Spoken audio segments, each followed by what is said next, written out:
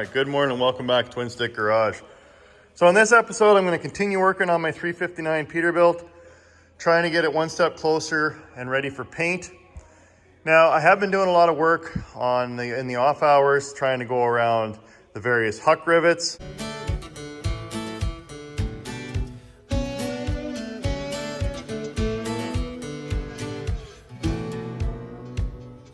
And then I cleaned up the other side of the cab.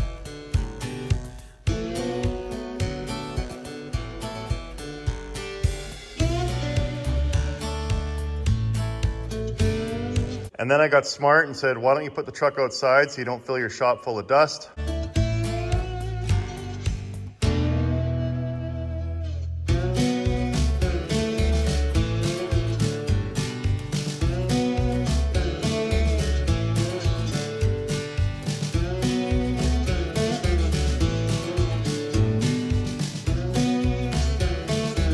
And then after I finished up the roof caps,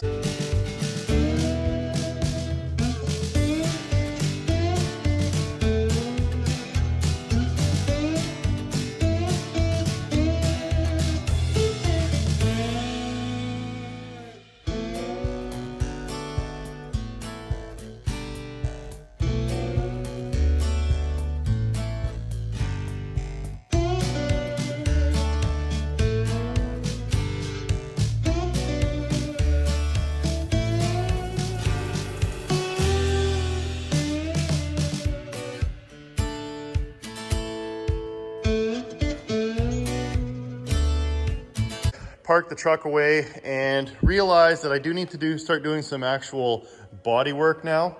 So what I think I'm going to do is just go around and try and find all the spots where there's dents and mark those out with markers so I can start working on some filler for those. I got my auto body repair kit and I'm going to actually start tackling some of these dents, heat those up and bang those out. And then on the other side of the cab, now this side of the cab was really rotten when I got this truck, and I recall how I fixed it a couple years ago. All right, let's see if we can fix this. Something like that, and something like that. There, done. And of course, I did kind of I don't want to say half-assed job, but it was a temporary fix. So I just filled in all the holes with fiberglass, which is not going to be the way that we're going to leave it, obviously. I knew I was eventually going to take all the chrome off and tear down into this truck. So what I actually need to do is cut a lot of this rotten garbage out of here. And I was talking to my buddy Blake at Flyweld Fabricate, and he's a master at metalworking. And he said, oh, this will be easy. He said, just try and get these inserts, these threaded inserts, and then we'll just weld in a new piece of metal there. New piece of metal there, and then up at the top as well. Lights in the way. Cut that out as well, because that's the only rotten parts where you can actually stick your fingers through the cab. Rest of it's actually pretty solid. Again, there's some dents that I'll mark out, and yeah, just try and do some of the additional body work. Hopefully something new that you haven't seen before, at least on this channel. And yeah, with that, we'll get rolling. Look at that car. All right, so in the last episode, when I put the Trans Am on the Wildfire Lift there, I was showing the Pace CB166 that I picked up off eBay, and I was talking about how the boys at B&C fixed it up. So when I actually took a look underneath all the plastic, I found a list of all the things that they did. So they actually did a lot of work to it and got it working again. So again, thanks guys for getting that done. And then I was looking at this bracket, and I know it's a slide out bracket, so I thought, well, maybe there's a top piece that's missing.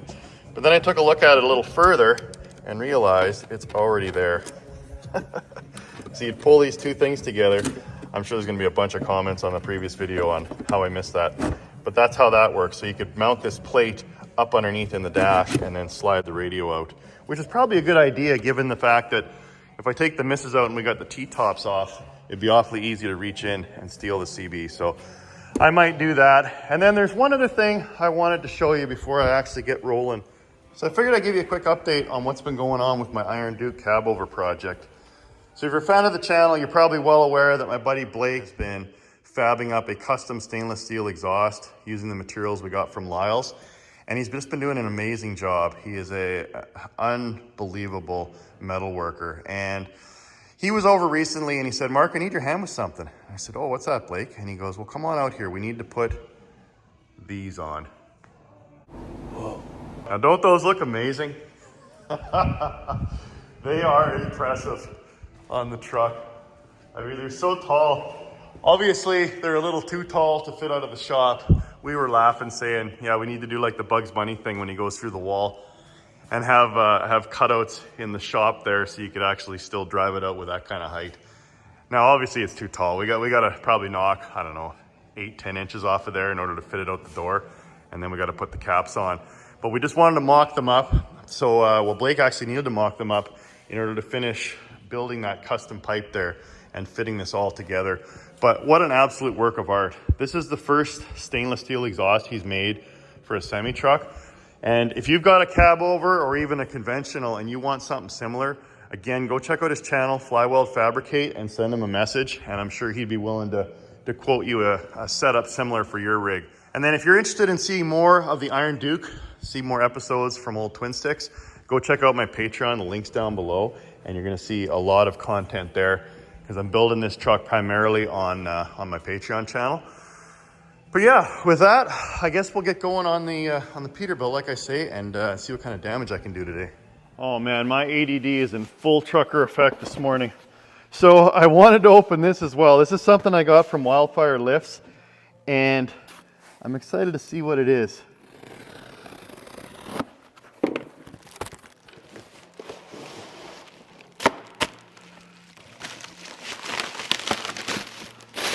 Oh, how cool is that? A Wildfire Lift light up sign.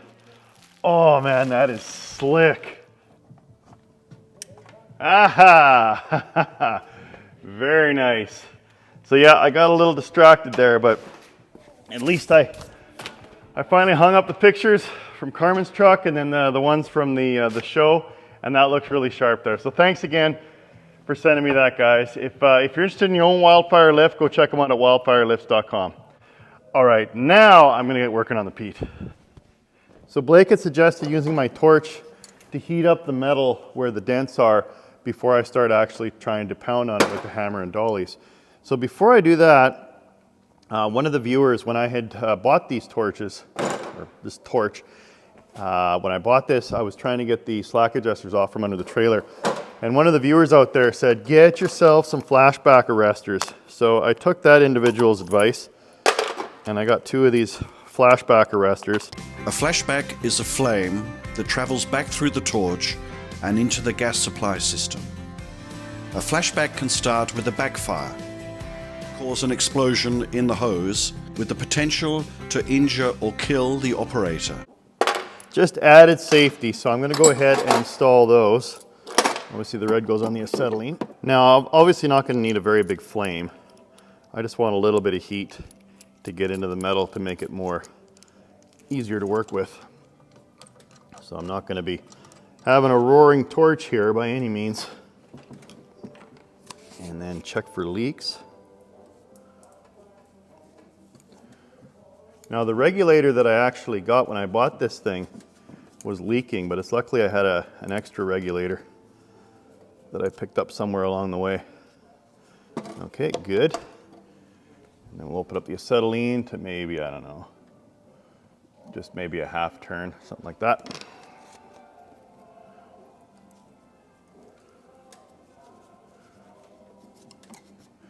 Always good to make sure nothing's leaking when you're playing with flammable gas, right? Never hurts to check. Okay, looking good. Settle down there, Beavis. Okay.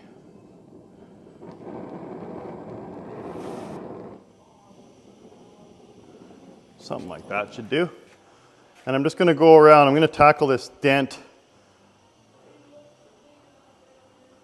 first, this big dent. Figured that would be the nicest one to tackle because it's right on the outside.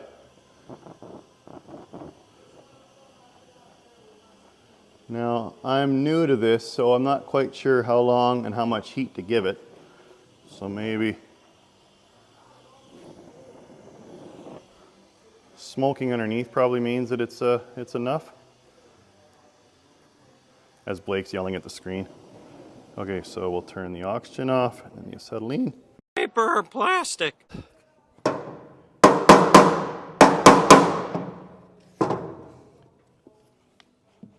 that's all that tar crap burning.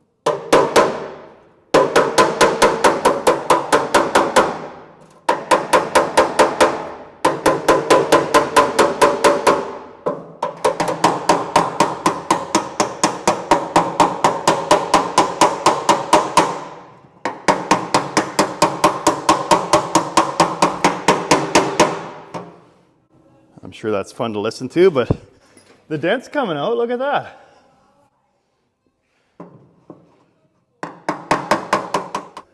Yeah, so as you can see, it's taken the dent out. That actually worked not too bad at all. I still got a little bit of work to do, but it's better than it was before. Cool. Well, I'll also maybe put a little bit of heat in here and try and flatten some of these bumps that came up from rocks that probably caught the tire, spun up and then hit the inside and made these little dents. Very cool though.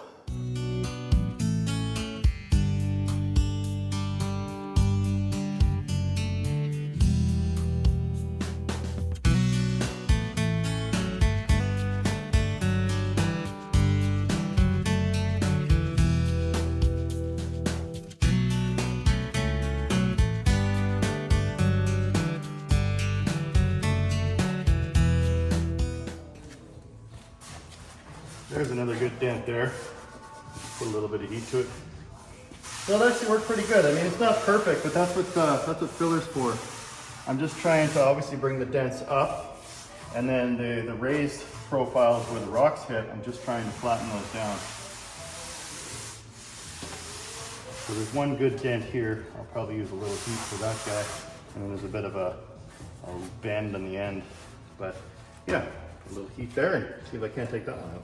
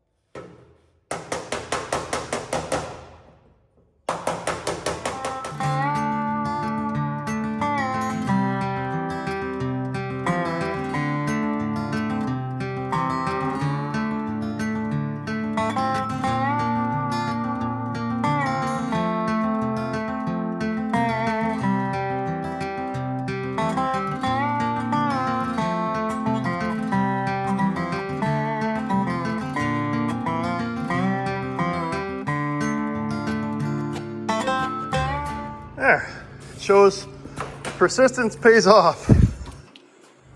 Again, now it's not perfect, but at least the majority of the dent is taken out. It's not supposed to be perfect, again, because I'm a complete amateur at this, but I'll keep working at it a little bit more, maybe hitting it from the top to smooth that out as best I can.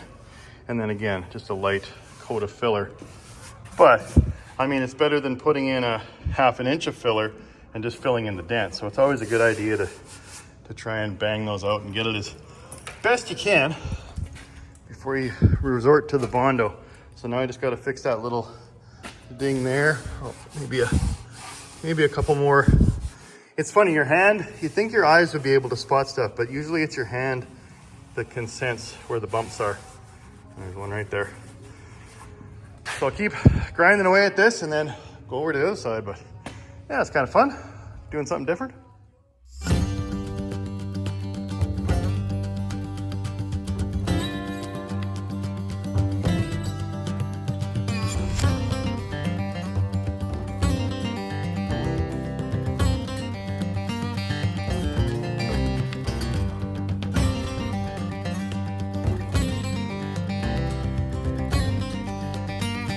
So I learned a couple of things.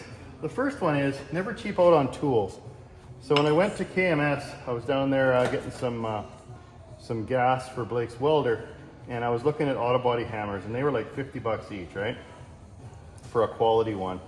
So then I went on Amazon and I got the whole set of hammers and dollies for $50, but then you get this. Oh, Mark, get what you pay for. And then, I don't know if you saw, but I was using a lot of auto body guys, professionals, like using screwdrivers. Just straighten metal out. And the reason I was using that is because there's a bracket that holds this support at the front of the fender here, and you can't get behind that. So I was trying to pop the metal out, and then I'll just try and tap it back. Again, there's always more than one way to skin a cat.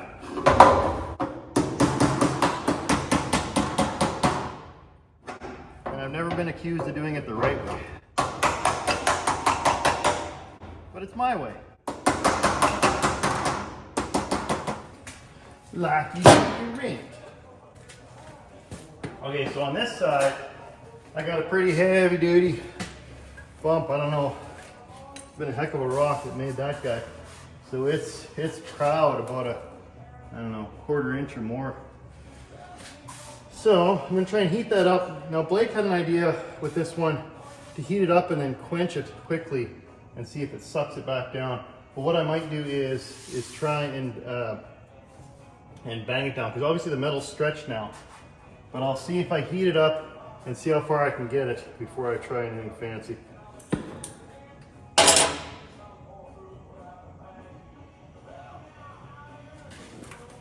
Without that carbon dioxide haze, the interstate.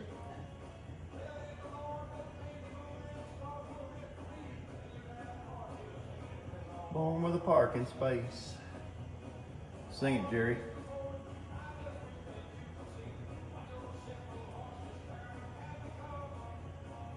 Now, I suppose I probably could go back to my little propane plumber's torch for stuff like this. So I finally got the right torch and I'm using it for the wrong purpose. But fire is fire, right? Okay. You can smell the tar underneath, so we'll shut that off. I'll get one of my hammers that isn't broken. Let's see what I can do with this.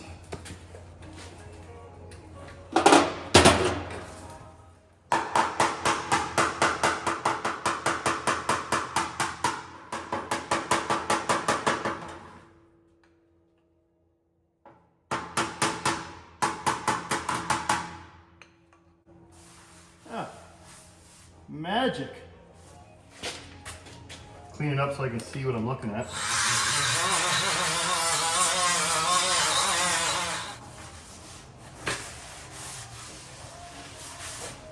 Not bad. Not great, but better than what it was. And that's what we're going for here at TwinStick Garage. I'll